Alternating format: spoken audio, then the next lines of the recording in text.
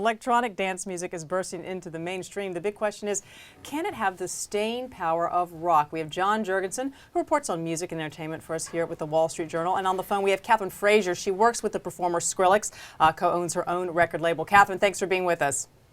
Thank you for having me. John, let me start with you, just for the folks out there who are saying, you know, I hear about this electronic dance music. What exactly are we talking about? What am I hearing when I hear that? Define the genre for us. Well, it's a broad term used to pretty much encompass any kind of electronic sounds, programmed dance beats.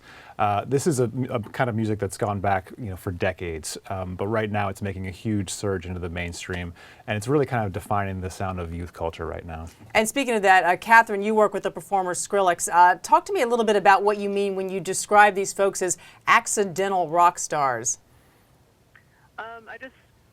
I don't know. I wouldn't go maybe beyond him with everyone with that, but it's just sort of kids making their own music, making it in their bedroom, not with any intention of becoming famous, certainly not to get on the radio or TV.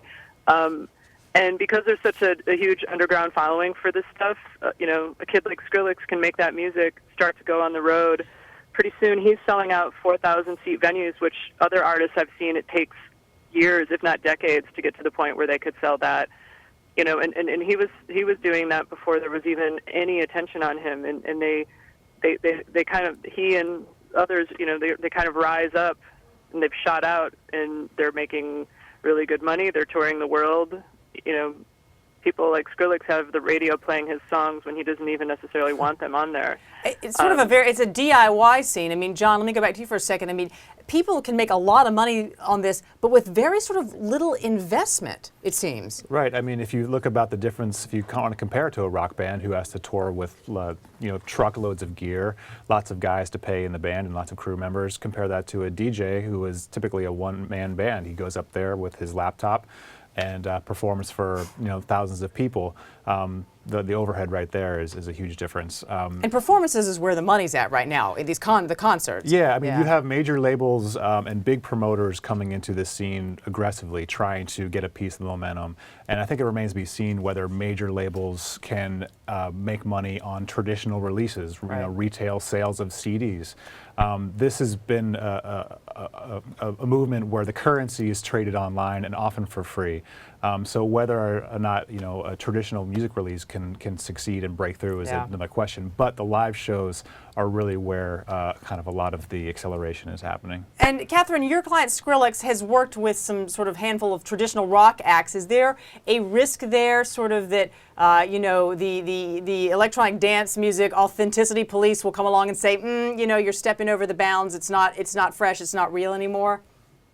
That could happen, because I think it happens with every scene, and there's a natural cycle.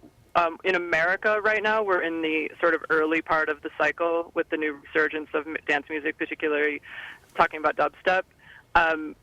Right now, the police, the police are always kind of out there, but they're not out there too hard in that, and I don't think anyone's delved into any, there's like a big sweep of rock and, dubstep meeting up yet, but certainly that could happen. Right now, I think everybody's so excited about it, and the kids and the fans are so into it that they haven't hit that cynical level yet. We're still in the early stages. And John, critics sometimes say that how is this stuff going to have staying power in culture, right? You need a story to sort of penetrate people's minds and have longevity with them in music. What's your take on that? Well, I think that's often the view of traditional rockers who are the sort of coming from the singer-songwriter point of view, who are used to sort of putting their stories, their emotions personally into a song through lyrics, especially.